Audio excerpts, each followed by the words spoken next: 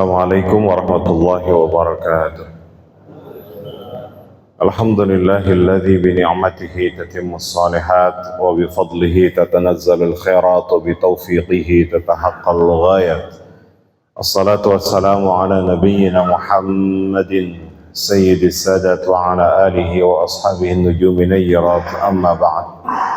Jamaah salat subuh yang dimuliakan Allah Subhanahu wa taala, kita bersyukur kepada Allah dengan mengucapkan kalimat alhamdulillahi rabbil alamin dan salawat kepada Rasulullah sallallahu alaihi wasallam dengan mengucapkan Allahumma salli ala sayyidina Muhammad wa ala alihi wa sahbihi wasallim. Kita awali sekali lagi kajian kita pagi ini dengan membaca suratul Fatihah. Besar harapan apa yang dibaca dari suratul Fatihah menjadi syifa, obat penawar dari setiap penyakit yang diderita, baik di kalangan kita, keluarga kita, para guru-guru kita, jamaah kita, sekaligus menjadi nilai rahmat dan pahala bagi mereka yang sudah berkontribusi terhadap masjid ini, yang mewakafkannya, menginfakkan hartanya, tenaganya, pikirannya, fikrahnya, waktunya, pengurus yang sampai saat ini terus khidmat melayani umat, dan jamaah yang terus istiqamah untuk memakmurkannya. Ala hadhihi niyyah wa ala kulli niyatin salihah. Al-Fatihah. A'udzu billahi minasyaitonir rajim. Bismillahirrahmanirrahim. Alhamdulillahirabbil alamin, arrahmanir rahim, maliki yaumiddin. Iyyaka na'budu wa iyyaka nasta'in. Ihdinas siratal mustaqim. صراط الذين أنعمت عليهم غير المغضوب عليهم ولا الضالين. Insyaallah kita akan masuk tafsir surah Asy-Syams. Sebagaimana surah Asy-Syams ini merupakan isyarat daripada tazkiyatun nafas. Walaupun tidak dikhususkan kepada surah Asy-Syams saja, semua ayat itu pasti mengandung tazkiyatun nafas. Sebagaimana Allah sampaikan bahwa Allah mengutus Nabi Muhammad SAW itu memiliki fungsi yu'allimunal kitaba wal hikmah wa yuzakkihim.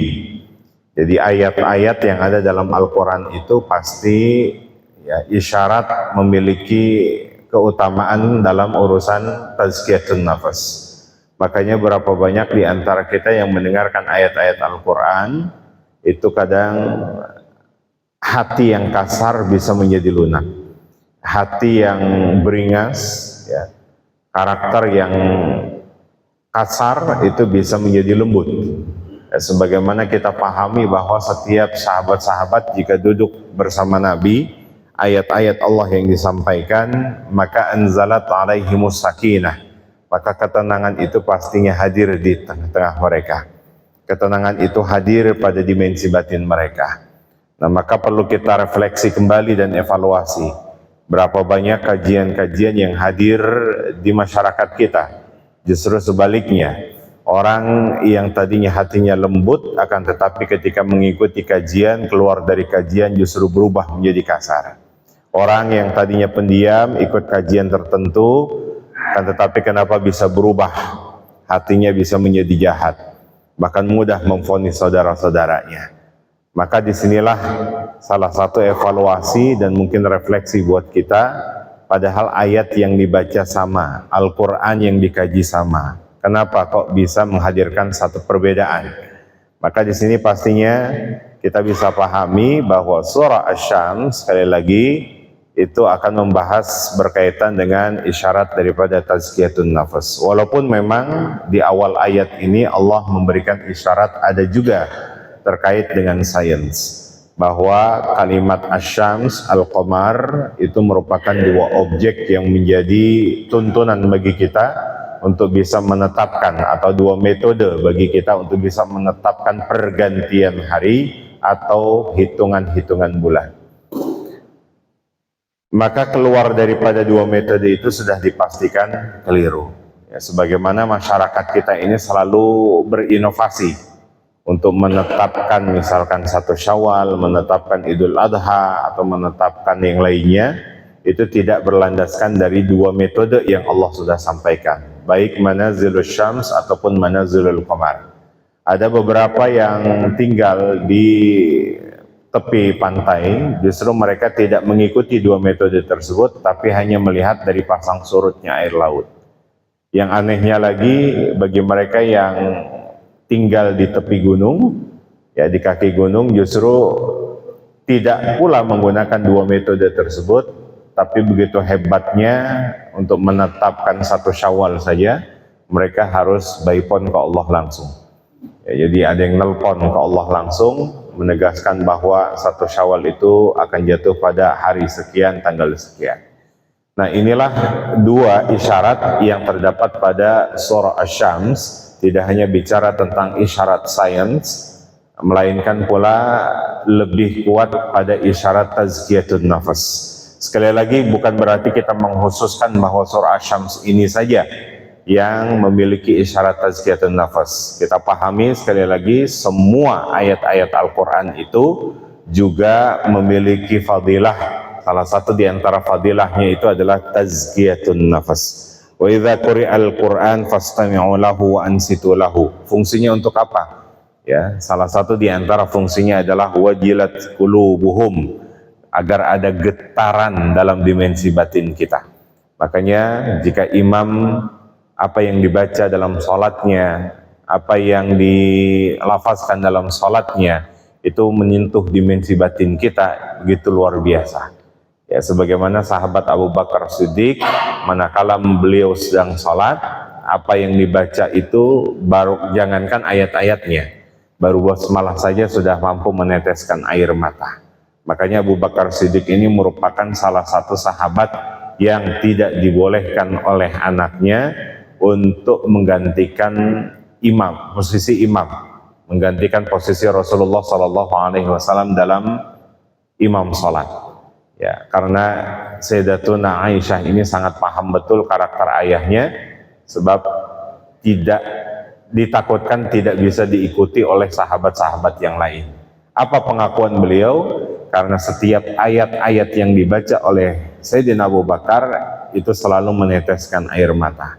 Ya, bisa jadi kalau kita sholat subuhnya tadi diukur 7 menit ataupun 5 menit selesai, Abu Bakar ini kalau setiap ayat meneteskan air mata, berapa waktu kira-kira untuk menyelesaikan sholatnya. Ya. Maka Bapak Ibu yang dirahmati Allah Subhanahu wa Ta'ala, surah Asy-Syams diawali dengan wawul qasam. Sebagaimana kita tahu bahwa wawul qasam itu merupakan sumpah. Bagi Allah ketika bersumpah menggunakan objeknya sah-sah saja. Karena Allah itu ghairu mahdud, ya, tidak terbatas. Beliau mau bersumpah menggunakan apapun, maka sah saja. Akan tetapi bagi makhluknya, ini ada batasan. Jadi tidak dibolehkan, bahkan haram hukumnya bersumpah mengatasnamakan kecuali nama Allah Subhanahu wa Ta'ala. Dan itu pun juga kalau diminta. Kalau tidak diminta, maka tidak dibolehkan untuk bersumpah mengatasnamakan Allah. Cuma kadang kita suka menyambungnya, bahkan mengikut sertakan nama Nabi di situ. Demi Allah, demi Rasulullah. Ya, bagi makhluknya maka tidak dibolehkan untuk bersumpah mengatasnamakan makhluknya yang lain. Entah nama Nabi Muhammad SAW ataupun menggunakan biasa tradisi orang jahiliyah itu menggunakan sumpah atas nama orang tuanya. Ya, atau demi ibuku, demi ayahku, gitu ya, atau demi putraku, demi putriku. Nah, ini salah satu di antara informasi bahwa yang namanya kalimat sumpah bagi seorang makhluk itu tidak dibolehkan, apalagi diikut sertakan makhluk yang lain dalam kalimat sumpah tersebut. Akan tetapi bagi Allah, laisa hunaka mahdud, tidak ada batasan bagi Allah. Allah mau bersumpah menggunakan nama makhluknya, yang monggo silakan. Ya, sekali lagi, ini salah satu perbedaannya. Dan biasanya bagi kita itu sumpah itu akan diucapkan manakala diminta. Kalau tidak diminta, maka berat konsekuensinya.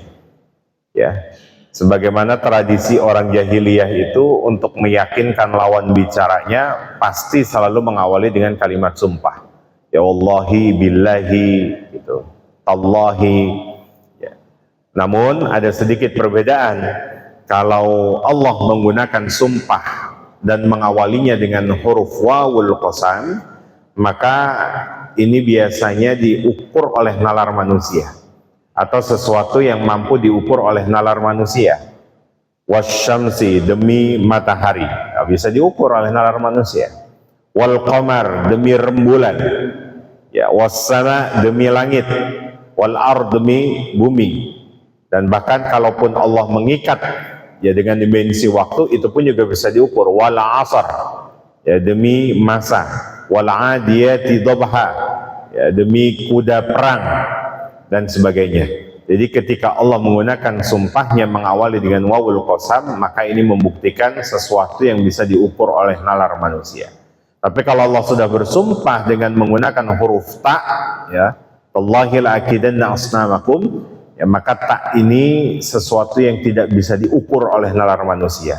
Bagaimana kita bisa berspekulasi tentang kekuasaan Allah, besar wujudnya Allah? Ya, terbukti tatkala Nabi Musa alaihi salam minta kepada Allah agar bisa bertajalli, bisa menampakkan dirinya, ternyata beliau tidak mampu. Maka kata Allah, qala lan tarani. Lan itu fungsinya berbeda dengan lam, walaupun sama-sama takkid. Lan itu fungsinya adalah mahdud. Artinya Allah ingin menegaskan bahwa engkau tidak akan sanggup dan engkau tidak mampu melihatku di dunia ini. Tapi nanti ada kesempatan untuk bisa melihat tajallinya Allah tatkala kita masuk ke dalam surga. Nikmat terbesar di surga itu tidak lain adalah bukan fasilitas yang sudah disuguhkan kita, tapi justru ketika kita mampu melihat tajallinya Allah Subhanahu wa Ta'ala, itu adalah merupakan nikmat paling besar bagi penduduk surga atau penghuni surga. Maka Allah sampaikan kepada Nabi Musa, qala lan tarani, engkau tidak akan pernah sanggup. Mohon maaf, engkau tidak akan sanggup. Batasannya sampai di mana ya? Di dunia. Tapi kalau Allah menggunakan lam takkid, lam fungsinya itu adalah al-hudur wal mustaqbal, baik yang masa lalu, masa sekarang, sampai masa yang akan datang, maka ini tidak akan pernah terjadi pada zatnya Allah Subhanahu wa Ta'ala. Apa yang kita bisa dapatkan? Contoh dalam surah Al-Ikhlas misalkan, lam yalid walam yulad, maka Allah ini tidak akan pernah selama-lamanya sampai kapanpun beranak dan diperanakan. Maka Allah minta, qala lan tarani, engkau sebetulnya tidak akan mampu wahai Musa. Karena Nabi Musa ini memaksa, maka Allah minta, unzur ilal jabal, silakan kau lihat ke bukit itu. Tatkala Allah bertajalli, ternyata ketidaksanggupan Nabi Musa membuat beliau pingsan, dibangkitkan kembali, dan Allah ingin menegaskan kepada Nabi Musa, innistafaituka 'alan nasi birisalati wa bikalami, sungguh aku ini sudah muliakan engkau dari sekian banyak manusia. Birisalati, dengan risalahku, yaitu Taurat. Wabikalami, dan kesempatan untuk terus berkomunikasi kepadaku. Nah, jadi kalau kita mendengar, mengetahui definisi Al-Quran itu merupakan kalamnya Allah, jadi apa yang kita kaji pada pagi hari ini, yakinkan bahwa Allah sedang berkomunikasi kepada kita. Tatkala kita membaca ayat-ayat Al-Quran, yakinkan Allah sedang berkomunikasi kepada kita. Maka dinamakan dengan wabikalami. Ya, maka tidak ada kesempatan lain, maka Allah minta kepada Nabi Musa, fakhudh ma ataituka fakum minasyakirin. Karena engkau sudah diberikan kesempatan untuk berkomunikasi dengan ayat-ayat Allah, maka konsekuensi jadilah hamba-hamba yang bersyukur.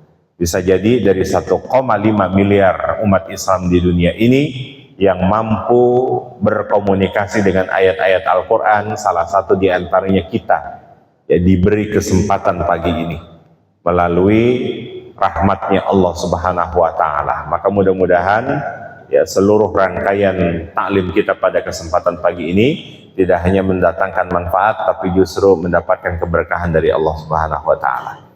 Bapak Ibu yang dirahmati Allah Subhanahu wa Ta'ala, kita cek ayat-ayatnya dan kita coba pasang telinga kita ini telinganya orang Arab. Ya. Kita singkirkan dulu telinga-telinga kita yang kadang asing dengan ayat-ayat Al-Quran. Bagi orang Arab ini pasti tidak asing. Dan bahkan mereka akan takjub ketika mendengar ayat ini. Kenapa kok bisa terjadi perubahan begitu drastis? Wasyamsi waduhaha wal qamari idza talaha wan nahari idza jallaha wal laili idza yaghshaha was samai wama banaha wal ardi wama tahaha wa nafsi wama sawaha. Dari 7 ayat ini Bapak Ibu bisa mendeteksi apa perbedaannya.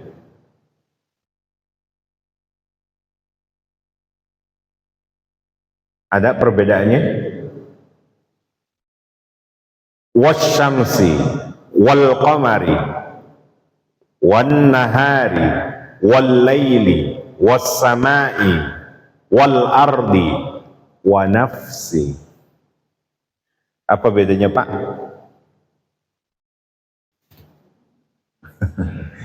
Berarti masih masang telinganya orang kita. Orang Arab kalau mendengar sedikit perbedaan itu pasti akan bertanya-tanya. Dan mereka yang paham, wow, amazing, pasti mengatakan hal demikian. Ya, wasyamsi wal qamari itu menggunakan alif lam. Alif lam di sini fungsinya adalah ma'arifah, sesuatu yang sudah bisa diketahui. Ya, maka kalau kita merujuk misalkan surah An-Nas, surah Al-Falaq, mohon maaf, di situ terdapat kalimat min syarri ghasikin idza waqab, nggak ada alif lamnya. Min syarri nafin syarrin nafasa, ya. Jadi di ayat kedua, di ayat ketiga, kenapa tidak ada alif lam, tapi di ayat keempat ada alif lamnya? Ketika alif lam ini diletakkan, berarti Allah ingin menegaskan ada fungsi ma'rifah, artinya sudah bisa diketahui. Jadi kalau kita bicara tentang asyams, oh sudah bisa ketahui. Al-qamar sudah bisa diketahui. Nahar, siang, sudah bisa diketahui. Malam itu juga bisa diketahui. Tapi ketika bicara wa nafsin, dimensi batin seseorang, siapa yang bisa mengetahui? Kita ini kan hanya bisa memvonis seseorang itu apa yang nampak pada dirinya. Tapi siapa yang tahu dimensi batin seseorang itu? Tidak ada satupun yang tahu. Makanya nanti Allah itu di akhirat akan buka dimensi batin seseorang. Sekalipun dia sudah banyak amal solehnya, tapi jangan lupa, belum selesai perkara itu. Ketika berbicara dimensi batin, Allah nanti akan buka yauma tublas sarair. Allah buka betul-betul. Ente ngaji datang buat apa sebetulnya? Saya ngaji ini kan karena memang nanti setiap pengajian itu ada sabarnya.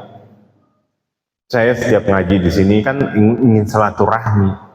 Ya nanti itu dimensi batinnya itulah yang nanti Allah akan buka betul-betul. Makanya isyarat daripada surah Asy-Syams ini terletak pada ayat ke-7, 8, dan 9, membuktikan bahwa ternyata sering sekali kita terjebak hanya dalam ranah fisik. Asy-Syams, Al-Qamar itu kan fisik, Bapak Ibu. An-Nahar, Al-Lail, As-Sama, Al-Ard itu fisik. Ya, kalau dalam kiasannya sering sekali kita hanya dalam urusan fisik terjebak ranah ibadahnya. Tapi tidak pernah bisa mencapai maqam maqasidus syariah. Tapi tidak pernah kita membahas tentang maqasidus syariah. Untuk apa sebetulnya selama ini Allah menghadirkan syariat-syariat tertentu? Ya, sebagaimana sering kita mengkaji hanya dalam konteks nususnya saja. Ya, contoh misalkan kita sholat selama ini kan kita hanya menjalankan perintah Allah. Kalau Allah minta kita ruku ya ruku, sujud ya sujud, itu dalam dimensi sholat kita. Tapi apakah pernah kita membahas sarana penunjang agar sholat kita ini betul-betul bisa diterima oleh Allah Subhanahu wa Ta'ala? Oh, kalau begitu sarana penunjangnya hanya orang Islam yang paham. Sebab apa? Syarat sahnya diterimanya sholat berarti kan harus bersih, suci. Otomatis siapa yang paham tentang bahan-bahan daripada pakaian kita ini? Ya orang Islam. Di satu sisi maqasidus syariahnya ingin berbicara orang Islam juga harus punya pabrik tekstil. Orang Islam juga harus punya pabrik. Kalau kita balik sejadah ini made in mana kira-kira sejadahnya? Nah, itu berbicara tentang apa? Fisik kadang kita terjebak, tapi tidak pernah bagaimana memperbaiki batinnya. Nah, maka ayat inilah akan menjadi isyarat bagi kita bahwa ternyata ketika Allah meletakkan alif lam dalam konteks ayat tersebut, Allah ini sudah menjelaskan bahwa itu sudah bisa diukur oleh nalar manusia. Itu sudah bisa diketahui oleh nalar manusia. Surah Asy-Syams dari ayat 1 sampai ayat ke-6, Bapak Ibu, ini menggunakan alif lam dan tidak didapatkan di ayat ke-7. Nah, sekarang kita deteksi lagi dari ayat 1 sampai ayat 4. Allah ini ingin bicara tentang apa? Senternya. Wasyamsi waduhaha, demi matahari dan sinarnya. Wal qamari idza talaha, demi rembulan yang mengikuti matahari. Wan nahari idza jallaha, demi waktu siang yang menampakkan karena memang sinar matahari. Wal laili idza yaghshaha, demi waktu malam yang menutup sinarnya matahari. Nah, jadi kalau dari ayat 1 sampai ayat 4, Allah ini sebetulnya ingin berbicara tentang apa? Apa? Belum. Nanti di ayat ke-5 ke-6 baru kekuasaannya.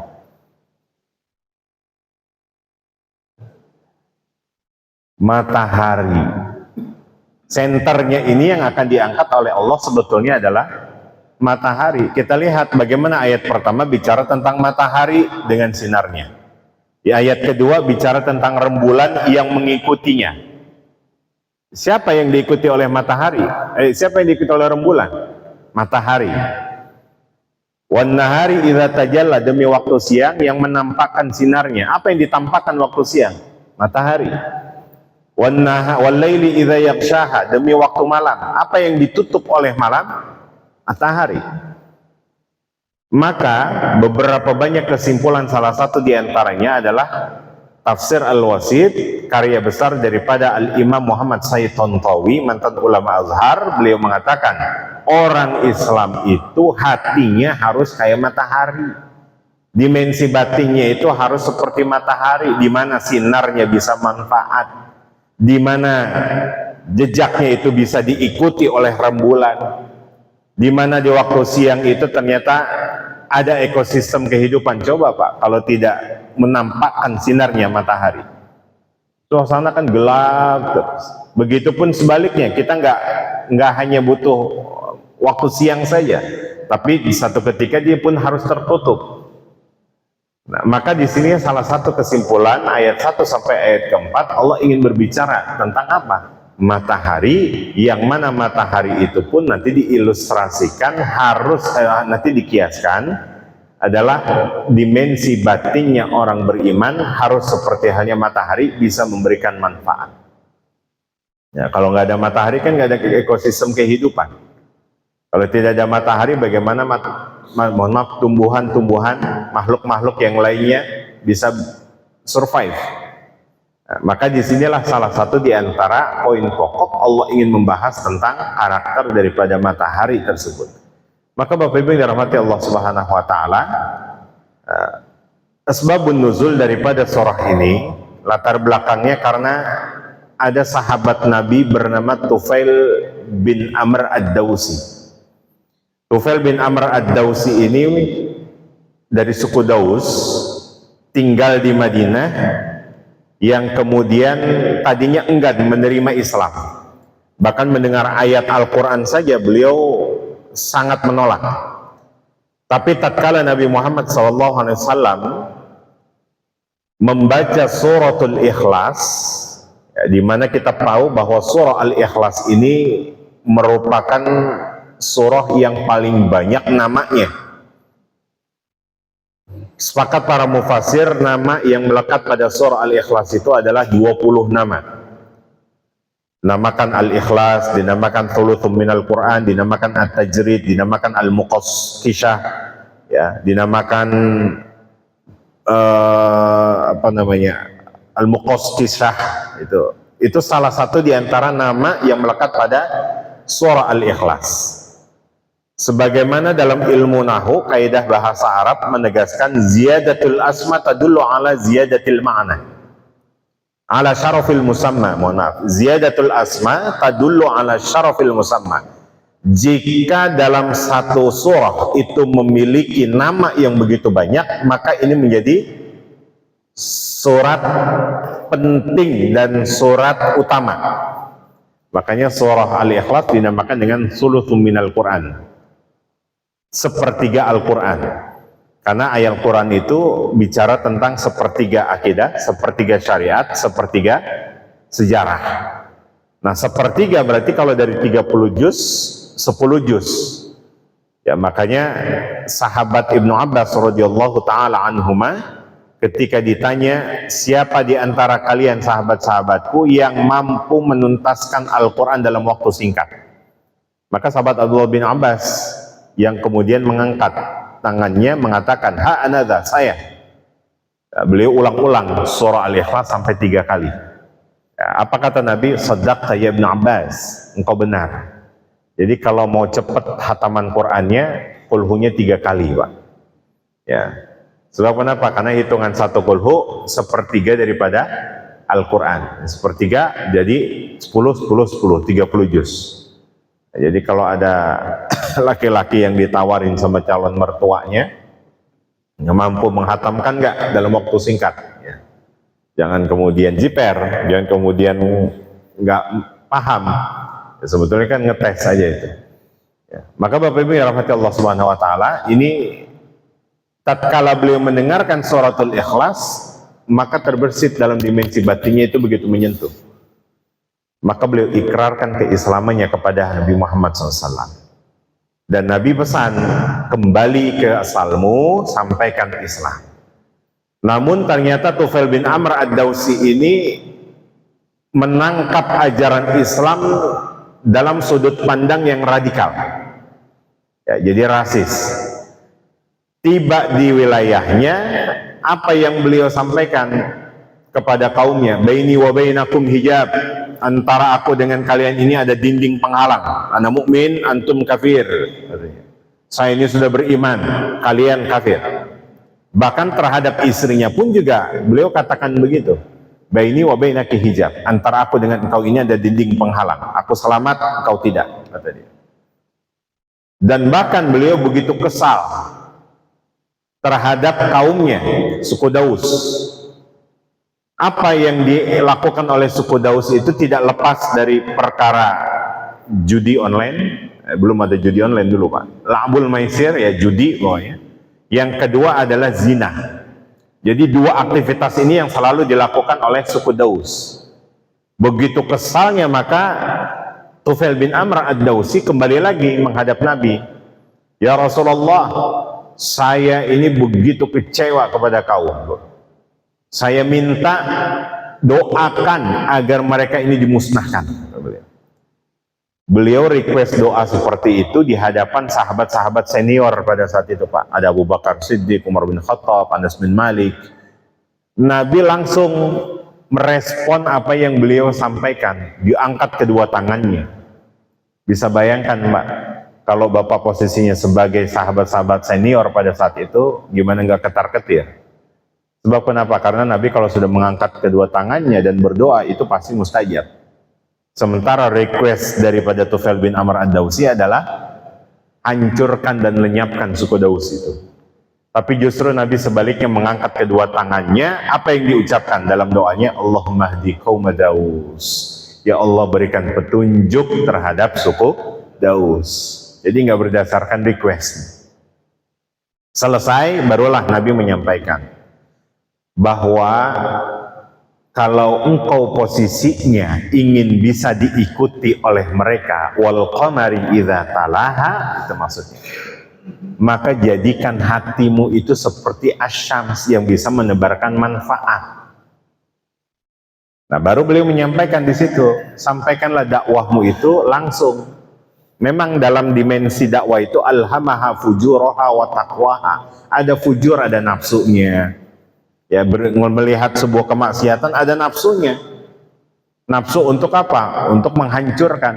Tapi jangan lupa dimensi takwanya itu harus ditekankan lagi, harus dikuatkan lagi, karena dakwah itu kalau hanya mengikuti nafsu itu tidak akan berhasil. Maka sampaikan dakwah itu dengan takwa. Bagaimana karakter takwa disampaikan oleh Nabi? Yang menasehati bukan menyakiti, yang mampu merangkul bukan harus dipukul, yang membuat masyarakat menjadi harmonis bukan rasis apalagi serba memvonis. Maka barulah di situ beliau kembali lagi sekitar 5 tahun, ya beliau kembali lagi menghadap Nabi dengan membawa dalam riwayat sekitar 80 keluarga. Bisa dibayangkan kalau Bapak Ibu 80 keluarga itu belum terdiri dari suami, istri, anak-anaknya. Nah, dalam beberapa riwayat dikatakan bahwa satu keluarga itu memiliki berapa banyak anaknya. Karena dulu kebiasaan orang Arab kan belum ada yang namanya digital. Ya, jadi belum ada permainan-permainan yang menyibukkan mereka. Jadi setiap mereka kerja, ya tidak mau yang sebagai, mohon maaf ya, yang selalu mendekati adalah istrinya. Ya, jadi karena kedekatan itulah akhirnya memperbanyak keturunan. Nah, di situ kalau dihitung 80 keluarga, satu keluarga terdiri dari beberapa keturunannya, bisa berapa jumlahnya, Pak? Ratusan. Itu yang ternyata disampaikan oleh Nabi kepada Tufail bin Amr ad-Dawsi berkaitan dengan apa? Nafsi wa ma sawwaha fa alhamaha fujuraha wa taqwaha. Maka letaknya di situ. Dan salah satu di antara sahabat Nabi, perawi hadis paling banyak, itu ikut dalam rombongan. Jadi asbab Islamnya beliau ini karena Tufail bin Amr ad-Dawsi. Siapa perawi hadis paling banyak? Abu Hurairah. Abu Hurairah itu dari suku Daus. Ya, beliau itu masuk Islam dekat dengan Nabi. Waktunya enggak lama. 3 tahun belajar sama Nabi. Masya Allah, itu menjadi muhadis, perawi hadis paling banyak. Sebab kenapa? Karena beliau tinggal di, kalau kita masuk ke Raudhah, persis di pemakaman Nabi, di belakangnya itu ada tangga ya, ada posisi paling tinggi itu, kayak seperti halnya panggung. Nah, di situ posisinya sahabat Abu Hurairah. Jadi 3 tahun dekat dengan Nabi. Kalau Nabi makan dia ikut makan, kalau Nabi nggak makan beliau juga nggak ikut makan. Kalau Nabi makan dia pasti akan makan sisa-sisaan Nabi. Dan itu dinamakan dengan ahlus suffah. Makanya ahlus suffah itu betul-betul orang yang kompeten, orang-orang yang berhasil ya atas didikan Nabi Muhammad SAW. Kita doain Pak, kita punya rumah tahfiz ini. Mudah-mudahan ini menjadi ahlus suffahnya Masjid An-Nasr. Nah, Bapak Ibu yang dirahmati Allah Subhanahu wa taala. Jadi kalau kita berbicara Asy-Syams wal Qamar, bahwa ini senternya Allah ingin berbicara tentang Asy-Syams. Sejatinya ketika kita berharap dakwah itu bisa diikuti seperti hanya rembulan mengikuti Asy-Syams, maka memposisikan diri sebagai Asy-Syams terlebih dahulu. Begitupun sebaliknya sama dalam dimensi keluarga. Orang tua manakala ingin diikuti oleh anaknya menjadi contoh paling ideal untuk anak-anaknya, maka seorang ayah ataupun bunda itu memposisikan dirinya sebagai Asy-Syams. Ya, sekalipun terjadi kedurhakaan misalkan, coba bagaimana komunikasi yang dibangun oleh Nabi Nuh alaihi salam. Tatkala Nabi Nuh alaihi salam menegaskan kepada putranya, ya bunayyar kam ma'ana. Posisi beliau sebagai ayah ternyata tidak otoriter, juga tidak meyakinkan bahwa dirinya itu selalu benar. Apa kata Nabi Nuh tatkala mengajak anaknya? Nah, sini naik ke perahu, ikut bersama kami. Jadi irkam ma'ana.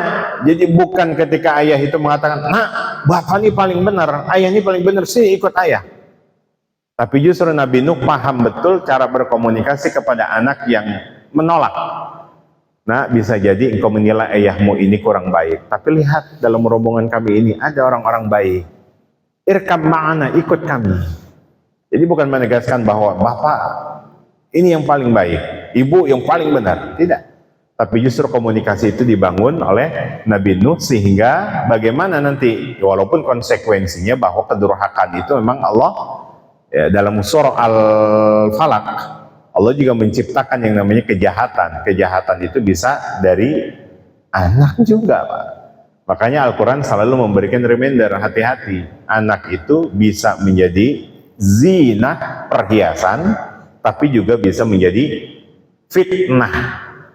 Apa itu? Ujian buat orang tuanya. Maka Bapak Ibu dirahmati Allah Subhanahu wa taala.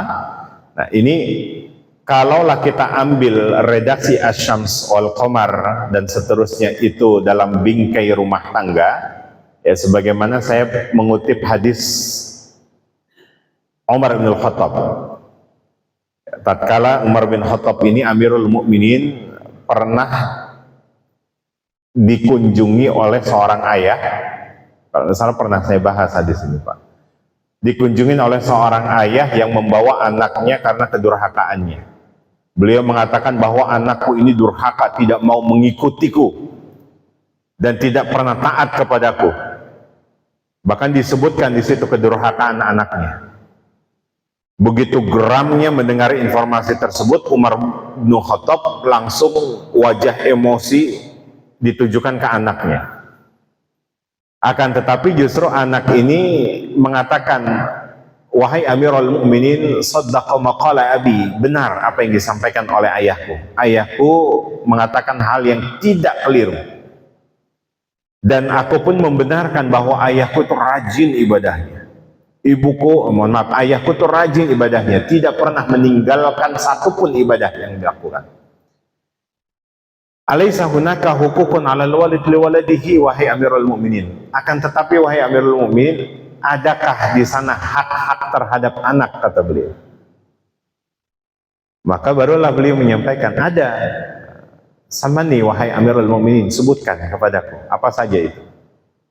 Maka disampaikan, apa di antaranya? Beliau menyampaikan bahwa salah satu di antara haknya adalah memberikan nama yang terbaik. Dan beliau mengatakan, samani ju'lan. Yang pertama itu tidak dilakukan oleh beliau kepadaku, sebab aku diberi nama olehnya ju'lan. Apa tuh ju'lan, Pak? Ju'lan itu tikus kecil, Pak. Berarti apa? Curut ya? Apa nyinying namanya? Samani ju'lan, kata beliau. Saya ini dikasih nama ju'lan. Kalau tikusnya besar namanya fa'run. Maka ini salah satu di antara hak yang aku tidak terima oleh, yang tidak aku dapatkan dari beliau. Ya, namanya orang dulu begitu, Pak. Tiap kejadian pasti dikasih nama buat anaknya. Ya. Dan namanya biasanya singkat-singkat. Coba aja ceknya. Nama orang dulu, nama Nabi aja kan singkat. Adam, Idris, Nuh, Hud. Gitu. Nggak kayak sekarang, sampai 4-5 digit. Gitu. Muhammad, Syarif, Albani, dan sebagainya. Ya mungkin tuntutan paspor kali, Pak ya. Tapi ternyata Masya Allah, kalau kita lihat nama itu nggak harus pakai bahasa Arab. Ya, nama terbaik itu nggak harus menggunakan bahasa Arab. Penting esensinya. Sebab ada dulu teman kuliah saya wanita, namanya dikasih nama Zurni Lailan. Zurni, kunjungi aku. Lailan, malam-malam. Jadi ini wanita minta dikunjungin malam-malam. Tapi beliau tegaskan, justru ada sejarahnya. Kenapa? Sejarahnya katanya kala ibunya itu sedang pembukaan di rumah sakit, nggak datang-datang ayahnya. Nah, tapi ketika dia lahir, ayahnya baru datang. Ayahnya pengen pakai bahasa Arab, maka dikasih nama Zurni Lailan. Katanya. Kunjungi aku malam-malam. Bahaya wanita yang minta kunjungi malam-malam. Maka pada saat itu ditanya kembali, wa kanat ummi la majusi, ibuku beragama majusi, jadi bagaimana saya bisa mengenal Allah? Jadi bagaimana saya bisa mengenal engkau Muhammad? Bagaimana saya bisa mengenal engkau wahai Amirul Mukminin? Ibuku seorang majusi. Majusi berarti menyembah api ya. Di sini kita bisa memahami, bukan bicara tentang fikih. Fikih udah mutlak, nikah beda agama, Pak. Tapi kalau dalam pola pengasuhan yang namanya nikah beda agama itu bentuk kejahatan besar buat keturunan. kezoliman besar buat keturunan. Apa sebab?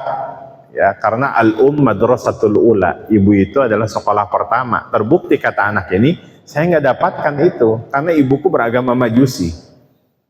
Wajah merah merona ditujukan tadi ke anak tersebut, akhirnya kembali ke ayahnya. Ji'ta wa syakauta an uquqi waladika, kata Umar Mu'min. Ente datang ke sini menyampaikan kedurhakaan anakmu, dan ente sendiri lebih dulu durhaka terhadap anakmu. Wajita wa syakauta, dan ente datang ke sini menyampaikan perihal kejahatan anakmu, ente sendiri lebih jahat atau lebih dulu jahat dibanding anakmu.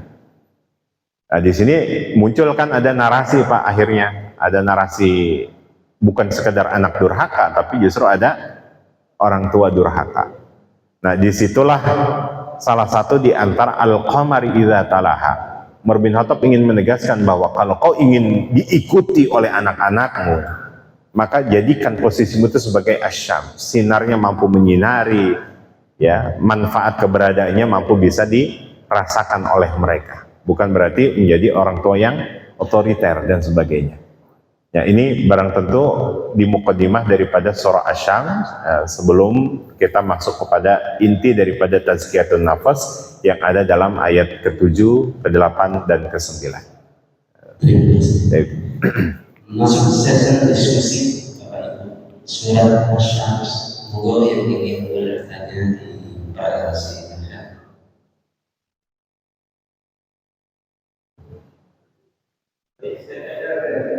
Ada ikut ini.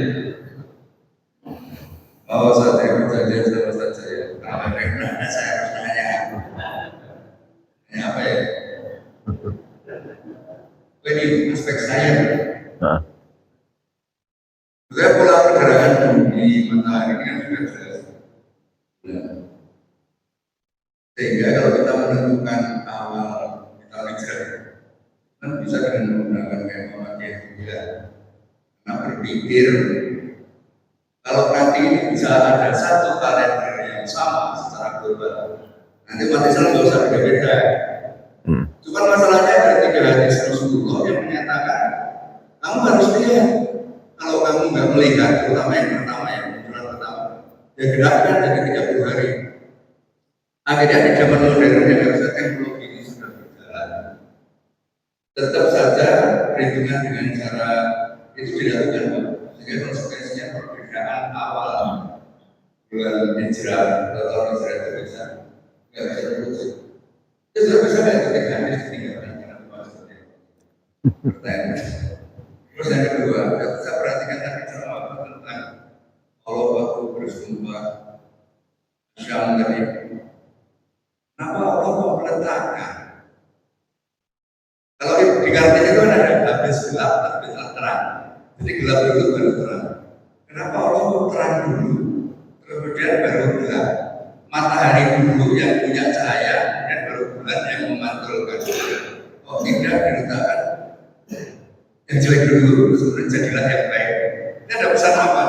Di firman Allah Subhanahu wa Ta'ala. Terima kasih Pak. Kata ini pertanyaan itu. Terima kasih. Waalaikumsalam warahmatullahi wabarakatuh. Saya jawab yang kedua dulu, bahwa ada ayat-ayat yang bicara tentang habis gelap terbitlah terang, memang ada, tapi itu ranahnya surah Ad-Duha nanti. Surah Ad-Duha, ya. Sebab kenapa? Karena anak Ad-Duha ini satu paket, Ad-Duha dengan Al-Insyirah itu satu paket diturunkan. Tatkala Nabi dalam keadaan hantaman bertubi-tubi oleh netizen Mekah, ya, yang kemudian akhirnya beliau terserang fisiknya, ya, merasa bahwa beliau dikatakan orang yang majnun karena kebiasaan selalu mendapatkan ayat, tapi tiba-tiba mengalami kekosongan. Nah, maka disitulah Allah ingin menegaskan habis gelap terbitlah terang. Wadduha wal laili idza saja. Nah, itu maksudnya. Tapi kalau dalam surah Asy-Syams ini beda konteks.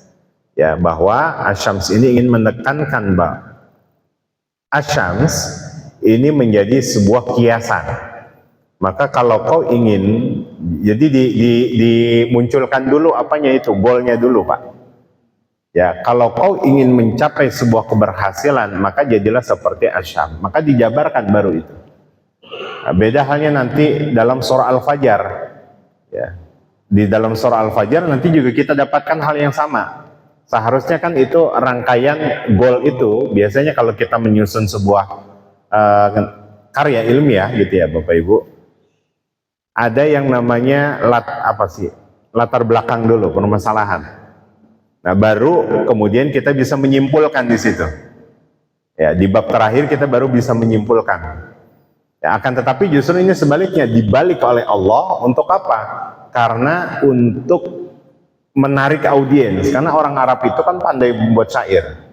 Bagaimana syair-syair mereka itu kan justru dibalikkan oleh ayat-ayat Al-Quran bahwa bisa loh seperti ini. Artinya ketika engkau mencapai sebuah tujuan, karena pastinya orang di luar Islam akan bertanya-tanya, ini kalau apa yang mau dibahas sebetulnya esensinya kemana? Oh, ternyata baru bisa ditemukan di awal ayat itu. Nah, ini yang kedua. Yang pertama pertanyaannya adalah, bisakah ya meninggalkan? Bapak Ibu, itu metode yang Rasul sampaikan. Ya, jadi kalau kita meninggalkan, sekali lagi melihat secara kacamata hukum, maka ad-dalil laisa bimadlul. Kadang ada yang bisa kita tinggalkan. Makanya Nabi menekankan ketika menetapkan hal demikian sesuai dengan matlaknya masing-masing. Jadi kita bicara matlak di sini. Nah, otomatis kalau bicara matlak, maka matlak kita dengan Saudi berbeda, Pak. Bahkan mereka ini satu dekade yang tadi mengikuti hisab Saudi itu, makanya terlalu tepat dengan Muhammadiyah yang ada di kita. Tapi sekarang kenapa selalu berbeda? Karena satu dekade ini beliau menggunakan imkanur ru'yah. Ya, maka derajatnya otomatis berbeda. Derajat di sana standarnya 4. Jangan coba-coba kita tarik sama persepsinya ke Indonesia kalau nggak diserbu sama netizen. Ulama kita udah standarnya ilmu, sempat juga dibully sama netizen, kok 4? Wah. Ya, ini salah satu diantaranya. Jadi ketika Nabi menyampaikan itu, kalau dilihat dari hadis, maka bisa laisa dalil bimadlul. Dan terbukti ternyata mengalami perubahan. Ya, salah satu diantaranya ya, di Muhammadiyah sekarang sudah menggunakan HKG ya. Ya, hisab itu sudah di launching. Karena apa? Karena akan mengalami perubahan nantinya. Ya, terbukti bahwasanya tahun depan itu kan siklus cuaca dinginnya itu lebih. Nah, maka ada perubahan-perubahan seperti itu. Nah, ini isyarat dari mana? Isyarat sains. Tapi sekali lagi, ketika Al-Quran itu bicara tentang isyarat sains, bukan berarti poin pentingnya itu adalah sainsnya. Ya, tapi justru yang lebih penting adalah dari ayat tersebut hidayahnya. Ya, karena yang mahal itu adalah hidayah, dan terbukti ketika orang yang betul-betul paham, maka ketika dikorelasikan dengan ayat-ayat Al-Quran, tidak sedikit di antara mereka yang beriman akhirnya. Ya, tapi barangkali ini dapat saya sampaikan.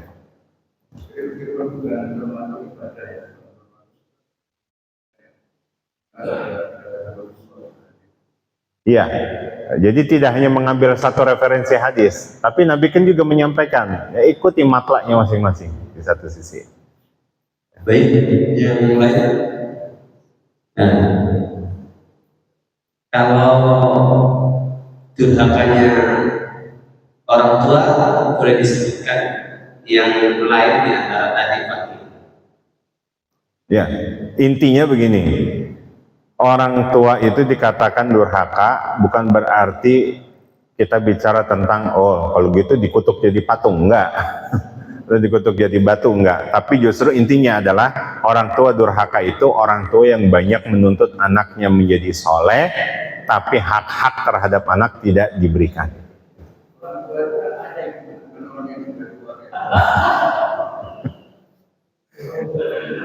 Ya itu definisi apa? Definisi bahasa Indonesia ya. Tapi bahasa Arabnya al-walid. Ya, al-walid itu siapa? Ya al-walid itu yang melahirkan secara nasab. Ya, bukan berarti kakek nenek juga, enggak. Ya justru sebaliknya, kadang kalau dalam pola pengasuhan Bapak Ibu perlu diperhatikan, kadang berseberangan dengan kakek neneknya. Ya kadang kita pengen fokus orang tua, tapi kakek nenek karena cintanya kakek nenek ini begitu meluap kepada cucunya, akhirnya ya udah biarin saja, gitu ya. Karena apa? Karena ya entah fitrahnya seorang kakek dan nenek. Tapi kalau mau merujuk kakek nenek, samplingnya itu Abdul Muthalib. Ya bagaimana Abdul Muthalib itu paham betul Sayyidah Khadijah itu, Sayyidah Aminah itu bukan karena nggak mengeluarkan asinya, tidak mengeluarkan, tapi pendidikan yang diberikan kepada Nabi Muhammad dari Abdul Muthalib itu luar biasa. Karena beliau paham betul masyarakat Mekah sudah terkontaminasi bahasanya. Saya ingin cucu saya ini justru beliau adalah orang yang pakar dalam berkomunikasi, paham berkomunikasi, gaya dan komunikasi, dan itu nanti pengaruh nanti akhirnya dalam surah apa ya, di setiap khutbah Jumat kita selalu mendengarkan itu Pak, buat Bapak. Ya ayyuhalladzina amanu taqullaha wa qulu qawlan sadida yuslih lakum. Ayat itu menegaskan kalau anak itu punya gaya dan bahasa komunikasi yang baik, perilakunya pasti baik. Ya, makanya Abdul Muthalib paham betul gaya bahasa di Mekah ini udah terkontaminasi. Biar baik perilakunya maka diasingkan di satu tempat. Nah sekarang coba anak-anak gaya dan bahasa komunikasinya. Jangan pernah berharap punya perilaku yang baik kalau gaya dan bahasa komunikasi mereka belum tentu baik. Ya. Ya, intinya itu ayat Al-Quran yang bicara. Bapak Ibu percaya syukur, nggak percaya kufur. Ya. Baik, nanti dilanjut di rumah tangga selalu sabar, baik, terakhir baik, sama-sama kita tutup. Mudah-mudahan Allah beri pemahaman kepada kita. Iftahanaina futuhal arifin, dengan pemahaman yang baik, yang dengan itu kita mohon kepadanya kembali agar dikaruniakan kemampuan untuk bisa mengimplementasikan kebaikan-kebaikan. Kita tutup dengan mengucapkan lafaz hamdalah, alhamdulillahirabbil alamin, subhanakallahumma wa bihamdika, asyhadu an la ilaha illa anta, astaghfiruka wa atubu ilaik. Kurang lebihnya saya mohon maaf. Assalamualaikum warahmatullahi wabarakatuh. Waalaikumsalam warahmatullahi